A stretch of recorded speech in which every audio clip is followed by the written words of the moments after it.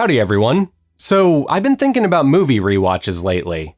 According to a channel poll I ran in April, a non-insignificant number of my subscribers rewatch movies anywhere from 26 to 75% of the time. A figure that lines up pretty well with a 2023 YouGov poll that was dedicated to rewatching TV shows. And in my case, a quick flip through my Letterboxd diary revealed that about a fourth of the movies I see per year are rewatches. Learning all of this had two effects on me. The first was genuine surprise at how often I go back to movies I've already seen. And the second one was curiosity. It made me curious about why I do that, as well as why other people do. Because while common wisdom may prime you to reply with some variation of, because it's fun, and yeah, that's obviously a huge part of it, I had a hunch that there was more to the subject than meets the eye. I believe there are psychological and philosophical answers to this question. You know, answers that could teach us something about ourselves and our relationship with art. And as I found out over the course of making this video, reveal the therapeutic value of rewatching movies.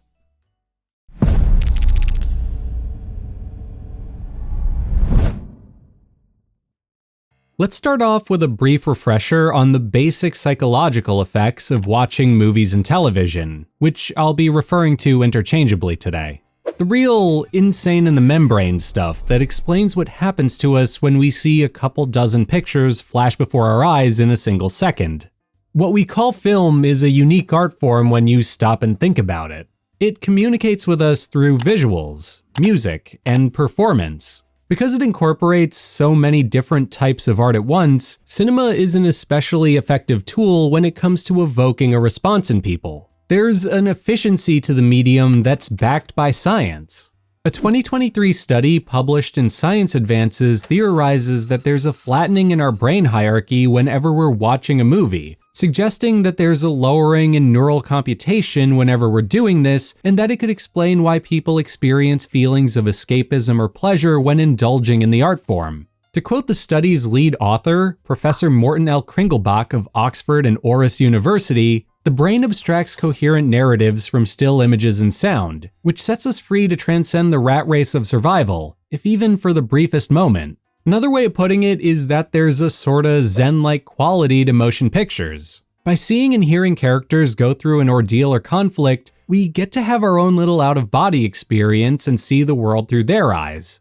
One that's so pronounced that a Medical Express article on the study states that, paradoxically, the brain is therefore less driven by internal dynamics in movie watching than when performing tasks or when resting. This shows that while watching movies, we are momentarily free from the stressful experience of working and having to solve problems. Instead, the brain is allowed to just absorb the narrative, leading to engagement of the necessary brain circuitry responsible for the highly motivating and soothing pleasure of movies.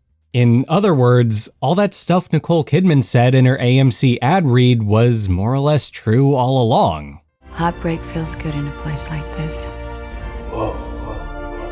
As for why I wanted to explore the reasons that people rewatch movies specifically, it's because coming back to a movie we love doesn't just have to be something we do when we need background noise or didn't understand the story the first time around. I think it can be a tool for self-help, as it's one of the easiest and most accessible ways for people to tap into the magic of the medium and practice introspection. In its simplest terms, and to summarize Dr. Robert N. Kraft's Psychology Today article on why we repeatedly see the same shows over and over, it's because the act fulfills our emotional needs. If you've watched this channel for a while, you may recall that I'm a strong believer in the psychological benefits of visual media, and that I've talked about the practice of cinema therapy in the past, which is the therapeutic use of movies to help somebody feel, then process their emotions. It's a real practice that people can do with a licensed therapist, and I've since riffed on the general idea of it in several of my more recent videos. The main takeaway from those riffs has always been the same. It's the message that watching films can teach us something about ourselves. That by analyzing and considering the conditions of the media we interact with and how it sits with us, we can gain some crucial insight into who we are and how we feel about the world around us. Despite all that stuff we heard growing up about how watching too many movies or TV shows can rot our brains, there's been a practical benefit to it all along. No TV and no beer make Homer something something. Go crazy? Don't mind if I do!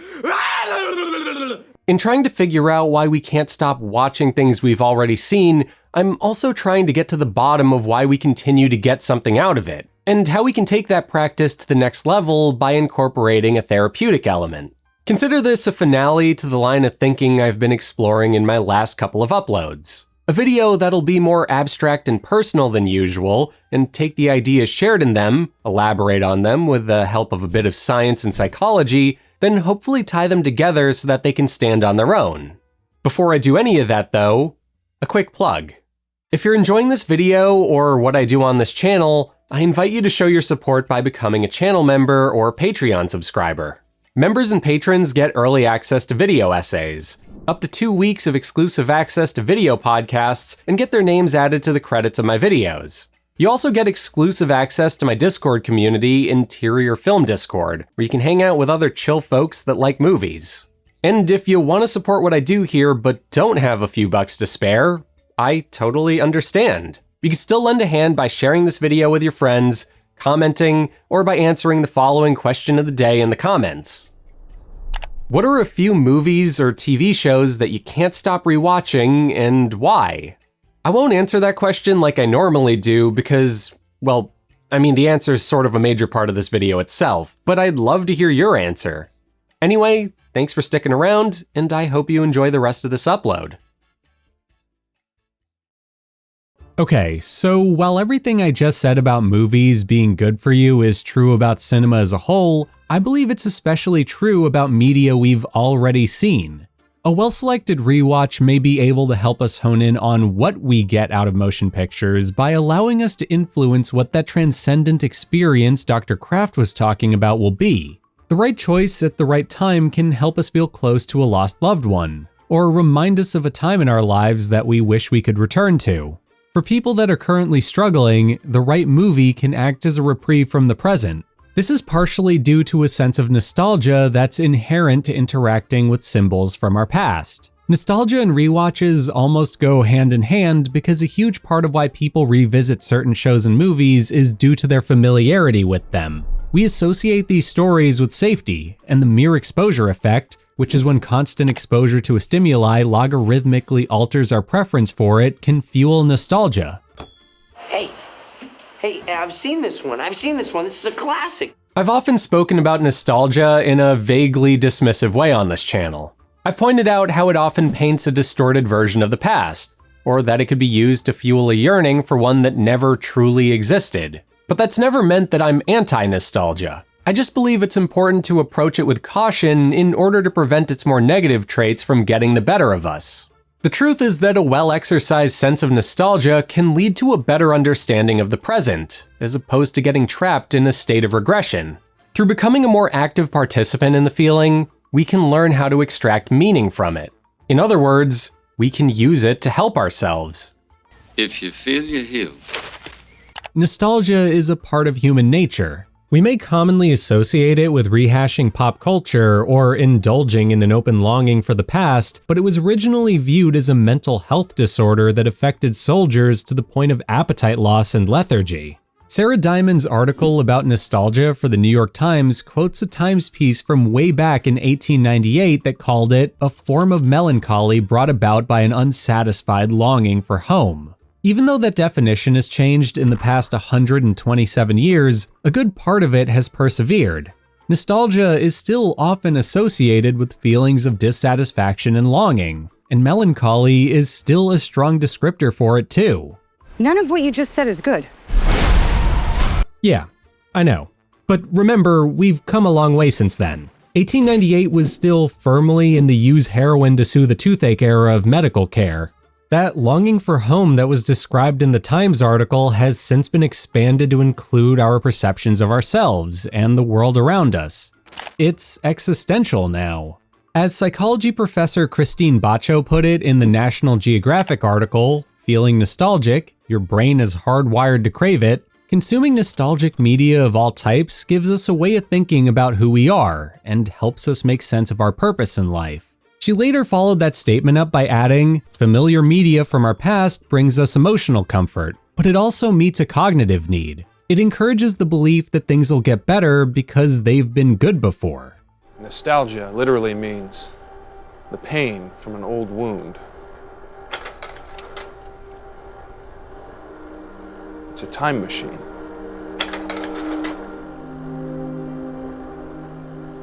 It takes us to a place where we ache to go again. And yeah, this is true. There's more to nostalgia than the image in our heads of studios using it to prop up a metaphorical zombie IP that doesn't need to be continued or adapted for the big screen. It can be used to help us now because, unlike a soldier that longs for his home while away at war, we can return to some of those things we long for, either in the way of sequels that check up on characters we adore, or by returning to the adventures with them that we fell in love with. When we pop a movie like Sam Raimi's Spider-Man into our Blu-ray player for the millionth time, we can acknowledge that we're doing more than watching a guy in spandex kick the snot out of some bad guys. There are larger cultural elements we can observe in the film, as well as a bevy of individual ones we can look at too.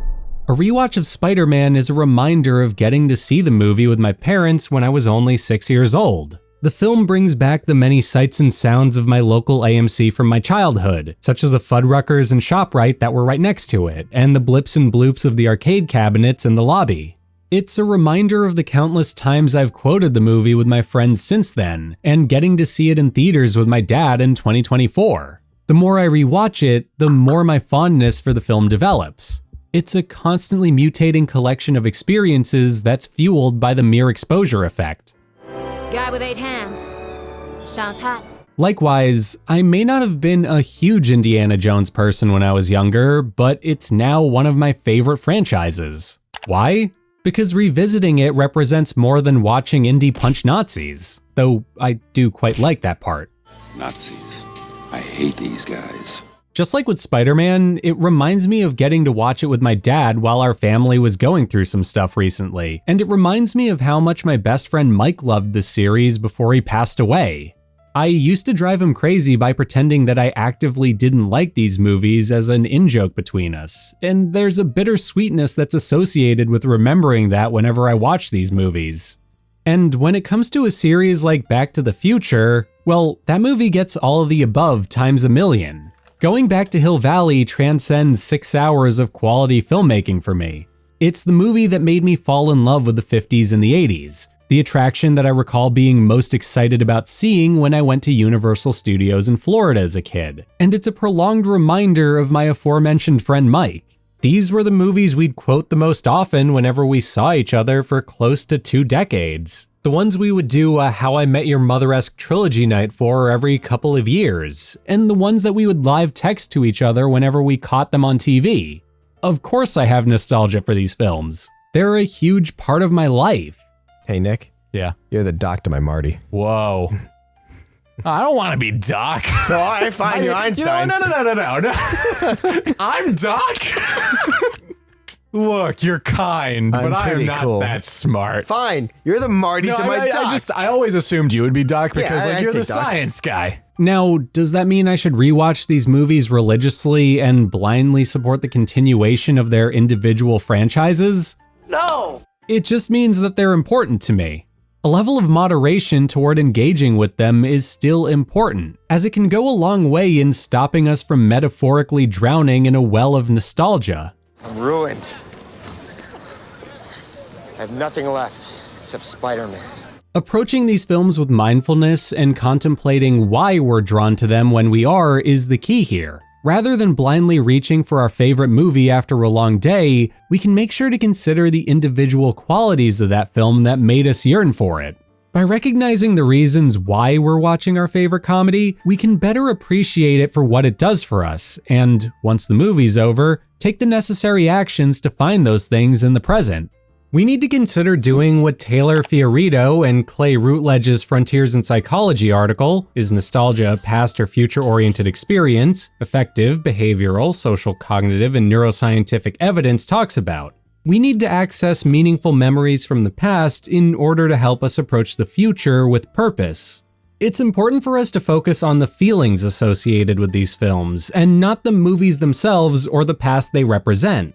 Applied to the latest entries in two of those nostalgic franchises I keep rewatching, to understand that there's no going back in time, and that Spider-Man and Indiana Jones can't turn back the clocks for themselves either. The only thing they can do is keep moving forward. I should never have hurt you. Said those things. None of that matters, Peter. You're my friend. Best friend. Stepping away from our past though, there are other reasons why rewatches resonate with us. Namely the fact that that same familiarity that makes us nostalgic also makes it easier for us to relate to, process, and parse information from familiar stories. Let's illustrate this with an example, shall we? I want you to think about the original Rocky for a moment. When we rewatch a movie like it, there are a number of things within it that we can cling to that exist separate from our direct relationship with it. We can sympathize with his struggle to earn the respect of his peers, go the distance against Apollo, or root for things to work out between him and Adrian. If you're like me, a different element sticks out to you every time you see it, and you develop a deeper admiration for the story as time goes on. It doesn't matter that we aren't leg breakers for loan sharks in 70s Philly, that our best friend isn't an abusive alcoholic, or that we aren't a boxer that gets no respect. Did you get the license number? Of what? The truck that run over your face. It's a living? It's a waste of life! Hey, Rocky. Yo. Screw you, creepo. I don't get no respect from anyone. Because we can see what Rocky has to say, see the struggles he has to put up with, and understand that there's more to the guy than meets the eye, we feel a natural urge to try and connect with him. As far as our brains are concerned, the character is more or less real. In fact, he's more than real to us. He's a part of who we are. It's hard for me to say these kind of things because that ain't my way. But if I could just unzip myself and step out and be someone else, I want to be you. You're real hot, Rock.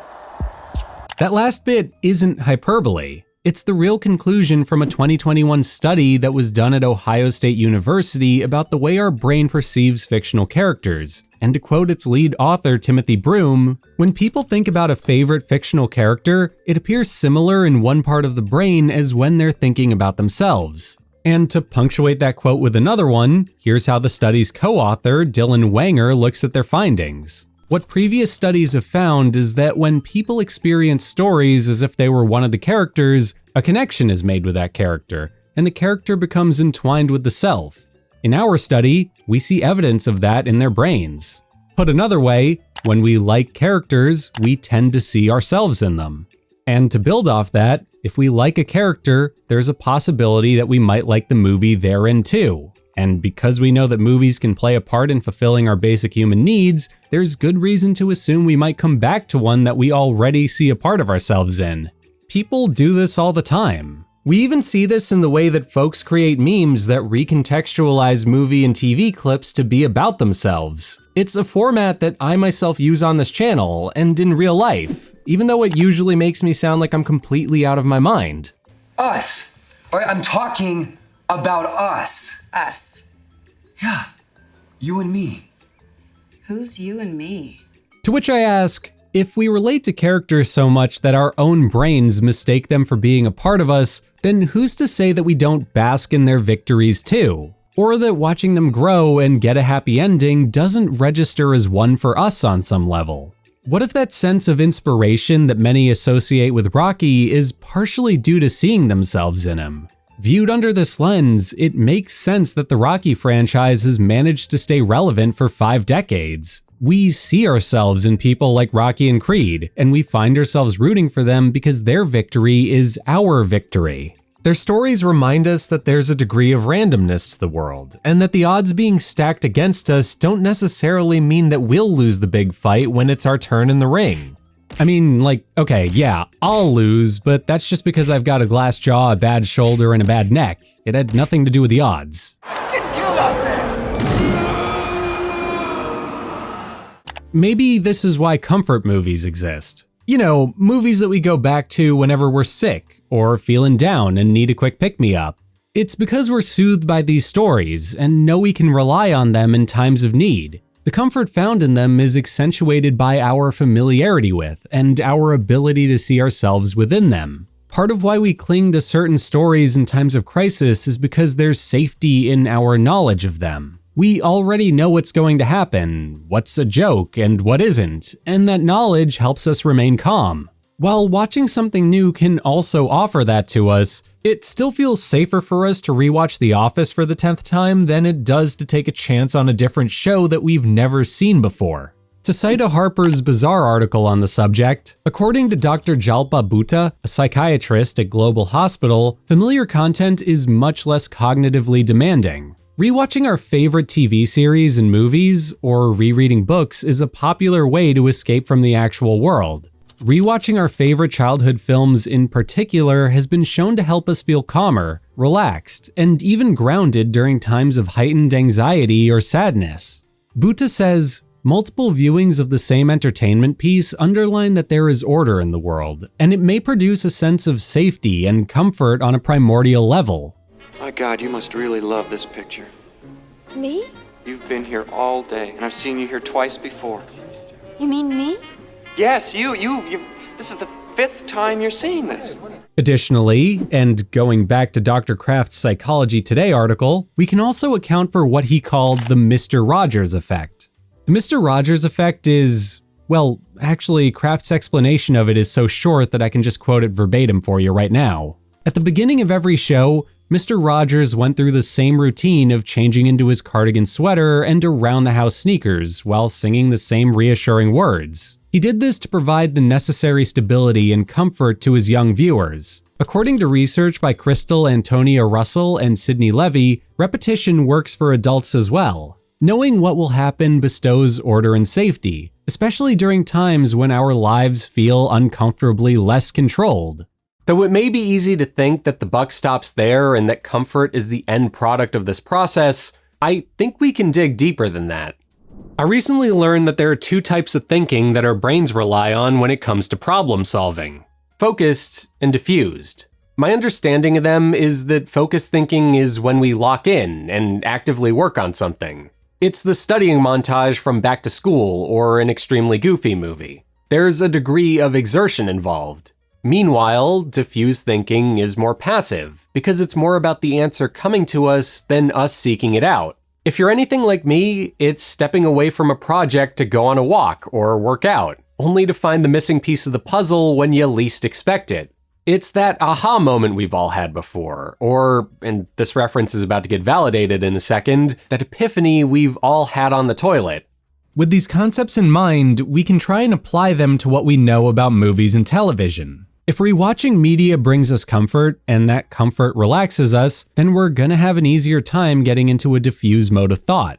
And if that's the case, and we know that cinema is both an effective means of communicating a message and helping us transcend our current realities, then it's safe to bet that it might have an influence on where our minds go. Last, if we happen to be rewatching something that we already like, and therefore probably see a bit of ourselves in, that stimuli may get read as something about us. Here's me planting an idea in your head. I say to you, don't think about elephants. What are you thinking about? Elephants? I'm obviously not a doctor, nor do I want anyone to think I'm positioning any of this as fact and not simple hypothesis. But I do think this was the case for me in regard to several shows. The Office, Scrubs, Ally McBeal, Community, Gilmore Girls, and more are all programs I'm ready to stream at any given moment. During a 3-year bout of chronic active Epstein-Barr virus, they brought immense peace to me. At a time in my life when I could barely do anything other than work from home, sleep, and try to stay in practice as a video editor, drifting through these shows gave me something to enjoy. They were a home away from home for me. Worlds that I could return to at my own leisure and explore from the safety of my couch or bed when I was too tired to do anything else. Obviously, the jokes are great, but what I love is the storytelling. But more than that, bouncing back and forth between these shows for so long eventually made me reconsider elements of my life. Just as I explained in the last chapter, I began to ask what about these shows was so attractive to me beyond their obvious appeal. This eventually led to me arriving at the conclusion that I liked the characters and how unabashedly themselves they were, how Ally McBeal wasn't afraid to wear her heart on her sleeve, how Jeff Winger learned to be more vulnerable, how Lorelai Gilmore and JD were fun-loving, and how The Office dragged Michael Scott through the mud for being such a Michael Scott about things.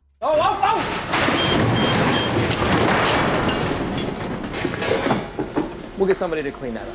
We're the ones that gotta clean that up. That ability to recognize ourselves in characters we like led to me defining traits I wanted to further develop in my own life.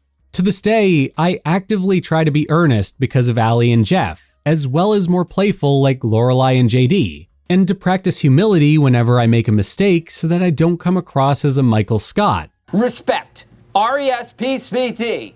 Find out what it means to me. There is a saying in therapy that more or less goes, you aren't your thoughts, you're your actions. And for me, repeatedly coming back to these shows over the span of 3 years gave me a lot of time to figure out what the actions I needed to take are. And though such takeaways may not always happen when we revisit an old show, knowing that they might be there and being able to recognize them when they do is an important skill to have. In my last couple of videos, I've circled around this idea that we're constantly changing, and that the movies we watch typically aren't. I've also explained that, because of this, rewatching movies is a great way to take stock of the things that have changed within us, and the world we inhabit. So, rather than go through all that again, especially since I sort of already have during this video, I'd like to build off of that concept by discussing a few movies I've developed new feelings toward over the years. Because that process of going back and acknowledging the changes you've undergone since you last saw something is a huge part of processing your nostalgia for it, or understanding what about it brought you comfort. Our opinions change as we grow older. We're able to reference more life experiences. Our prefrontal cortexes have finished developing. Good or bad luck befalls us over an extended period of time and tints our worldviews, etc. Whatever the reason, it's good for us to occasionally circle back to a story from our past to observe if it still resonates with us. That act of taking note of our progress and deliberating over the comfort and nostalgia we associate with a piece of media can help us turn a passive rewatch into an active exercise. It's the very introspection that this video intended to explore and encourage. If we're these constantly changing beings and the art we cling to isn't, then this process is using them as a reference point to measure ourselves by. I cried 4 times. Me too. Wonder if it was the same 4. It's something for us to use a bit like how an artist might use a vanishing point when working in linear perspective. These rewatches help us frame what we're doing because no matter where we are on a metaphorical page, we can always compare that point and its relationship with an unchanging one. It helps us acknowledge our surroundings and their relative scale. Doing this might lead to us gaining a precious insight into our lives that we were previously unaware of. A realization that could transform our entire relationship with a movie, such as how I went from thinking that The Life Aquatic with Steve Zissou was only kind of okay to regarding it as one of Wes Anderson's best movies. Yeah, true story. I first saw this one in 2014 and didn't think much of it, mainly because I was going through most of Anderson's filmography at the time and was getting burnt out. Yet when I came back to it a decade later, it finally clicked for me. In the time it took for that to happen, I made God knows how many short films with my friends. A lot of us went our separate ways, and much like Steve Zissou, I had unexpectedly lost my best friend and was left with nothing but years of footage of us together to show for it. These details transformed my relationship with the film, punctuating the many similarities between us and giving me an outlet to process and soothe some of my lingering thoughts on them. If we go back to that vanishing point idea I just mentioned, those details are what filled in the distance between the film and myself. They're a part of that metaphorical picture that I couldn't see before. You do it too. We complete the event. Another member of our crew has been lost. This one was my son. I get it. Here's a second example. I recently went through a major shakeup at my job for the first time in 7 years, and the first movie I rewatched after that happened was Office Space. At first, I didn't know why I picked it, as it isn't really the type of movie I bring up in everyday conversation. But I did. I woke up the day after all that job stuff went down, and like Charles fostering resentment Kane himself whispered office space, as if compelled to by some greater power. Office space. Yet that choice kinda makes sense in hindsight. That conniving little trickster known as my subconscious probably pulled a couple of strings to get me to think about the movie, since it wanted me to feel better about what happened. To sit back and relax while I laughed at a movie I remembered from high school, even if I didn't necessarily love it back then. I actually think the experience helped with my mood that day because it got me to consider my recent unemployment from a different perspective. Going back to something I already knew meant that I wasn't just paying attention to the story or jokes. I was free to consider other things and to interact with the film on a more personal level. Good point. The moment I came back to it was one when I was more clearly attuned to pick up on its commentary on white-collar labor in America. I was finally able to see the film's message about the mundanities of office work after going to college, working several internships that paid peanuts, then going and getting a so-called big boy job for myself. Pete Gibbons' perspective, once considered within the context of my situation, made me feel better. Office Space reminded me that there's more to life than a job, and that losing it may inadvertently lead to a work situation that's more aligned with my priorities than my old one was. This isn't so bad, huh? Making bucks, getting exercise, working outside.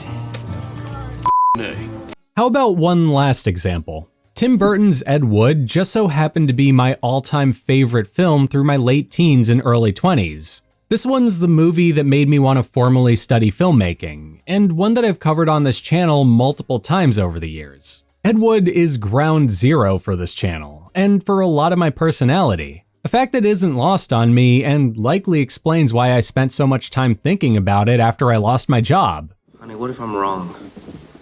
Orson Welles was only 26 when he made Citizen Kane. I'm already 30.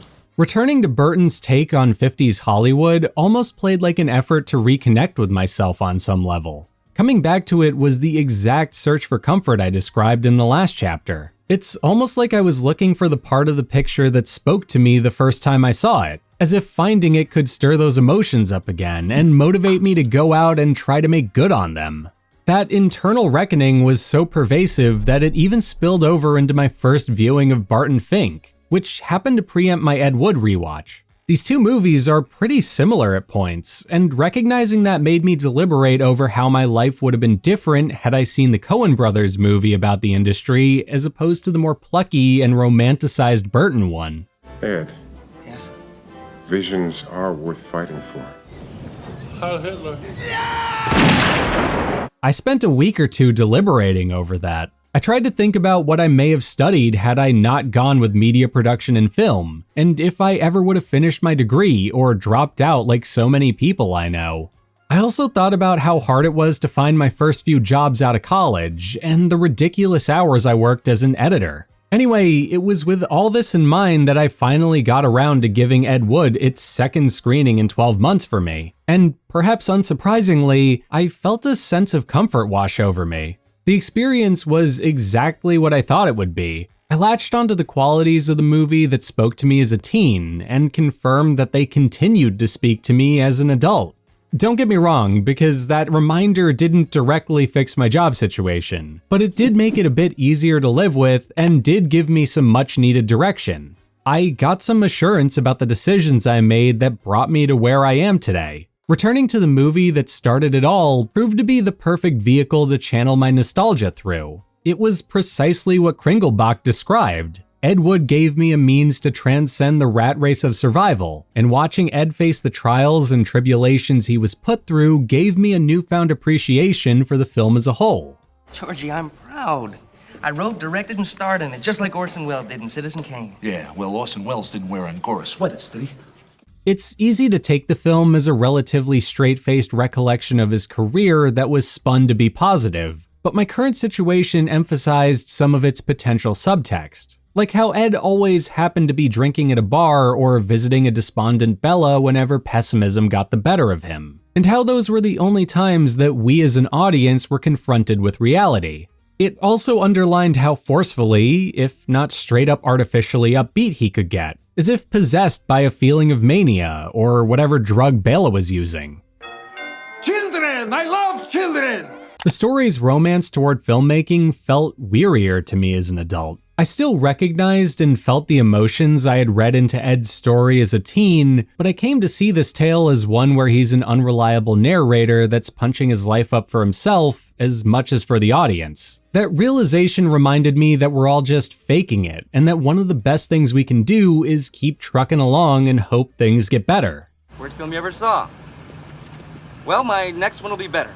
Past that, it reminded me of what my priorities were when I was younger and made me reassess and seek a deeper understanding of them. Seeing Ed and the gang make stuff made me yearn for my days of being a dopey kid that liked to goof off, shoot and edit stuff with his friends. I became nostalgic for how carefree I was in my teens and early 20s, a time in my life when I felt free to follow my interests and be my own boss in a way that I haven't for a while. And because I became aware of that, I began to consider the ways in which that might still be attainable, perhaps by becoming a freelancer again while keeping a part-time job for a steady paycheck.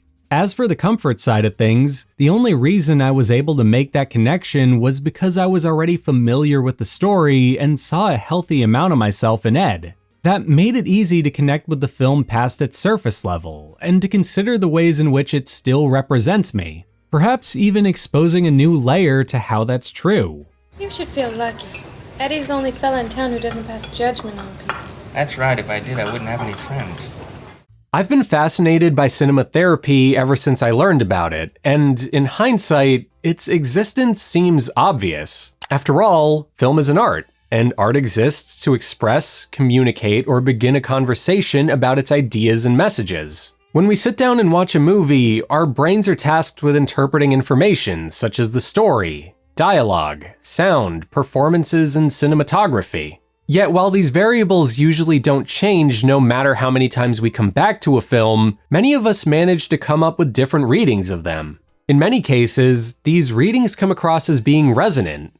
We see and hear things that feel like they were tailor-made for us. And look, again, I'm not a doctor, I don't play one on TV, and the extent of my background in medicine is a few ER visits, however many hours I spent in a CSICU break room since my mom used to be a nurse, and that year of high school I spent volunteering at that same hospital. However, as a film lover and a person that likes to think he knows a thing or two about art appreciation, I believe there's room for the spirit of cinema therapy in a lot of our lives, and that rewatching movies is a great way to introduce it.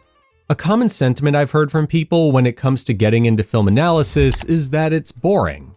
To a lot of folks, the idea of analyzing a movie for its themes and deeper meaning evokes the image of some snooty art film from Paris in the 60s, or a gonzo art house piece that doesn't lend itself to being enjoyed over popcorn and a Coke. You know, the types of movies that quote-unquote mean something. Another sentiment I heard is that film analysis, and media literacy as a whole, isn't important if you have zero aspirations of getting into filmmaking or media, and that you won't get anything out of putting that work in. But here's the thing, that doesn't have to be the case. If you approach film analysis in the context of movies you already love and use it as a means to do some introspection, you sidestep both of those arguments. Because remember what I hand-waved away at the top of this video. Rewatching movies is fun. We're attached to them due to what they represent to us and the ways in which they bring us comfort. So using these stories as a jumping off point makes sense because we already like them. What's the risk in watching Jurassic Park and trying to pinpoint what you like about it that isn't because that T-Rex is effing bananas? Worst case scenario, you spend a night watching a movie you like. Or if it's one that you used to love but don't anymore, you'll go, dang, I didn't care for this because of XYZ, then go back to the sick T-Rex movie. See, nobody cares. That said, I won't pretend that there aren't some pitfalls to avoid when it comes to revisiting movies, or pretend that cinema therapy is perfect. For starters, you gotta come at this from a perspective of actually wanting to help yourself. You can't just throw Eternal Sunshine or Chungking Express on after getting your heart broken because you want to stew in your emotions. Likewise, you can't just rewatch comfort movies or TV. Bear in mind that this is intended to be an active process and that there's a degree of balance required here too. Your process will differ from mine, but I found that trying to keep my rewatches to 2 or 3 movies a week outside of the most dire of circumstances is what works best for me. There may be something to treating it like exposure therapy, using it to get yourself into the habit of thinking about movies and art, then trying to apply that skill to a wider range of work, including art forms that aren't motion pictures. Third, please consider learning some theory and remember to consult other people's readings of media, especially if you're new to this. This isn't school. You won't get a failing grade if you need to read the odd critic or friend's interpretation of Mulholland Drive. If anything, you'll get a metaphorical cookie for it, because if you'll consult a comment I made earlier in this chapter, art exists to express, communicate, and begin a conversation about its ideas and messages with people. Film is one of the most communal art forms out there because it takes a village to produce one. The medium's communal element also extends to watching them too, as movies have long been enjoyed with a crowd of strangers or discussed at the water cooler at work a few days later. So lean into that, because it's part of what makes the medium special. The added benefit of this is that it'll help keep you out of falling into rabbit holes where you've misinterpreted something and come away with the wrong message about it. Here's looking at you, Manosphere guys who swear by the Matrix and Fight Club. So, who wants to fight my boss? Haha! All right! I want to destroy something beautiful, you know? Oh! Last, and this should go without saying, this isn't a replacement for traditional therapy. If you're going through a breakup, a job loss, etc., seek help. There's nothing wrong with that, and this exercise might still be of some service to you. Who knows? Maybe your therapist practices cinema therapy, and maybe they'll assign that T-Rex movie to you because it'll help you process losing your job in paleontology while your wife leaves you because you don't want to have any kids.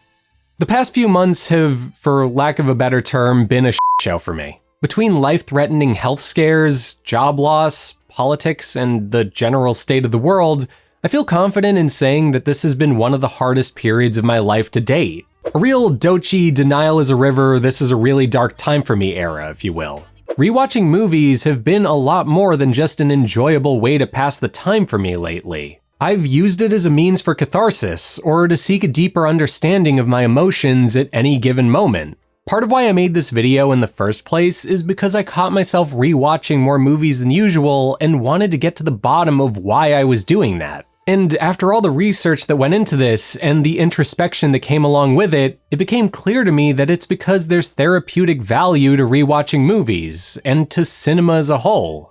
It's just that, as is with anything else that's therapeutic, we have to do the work.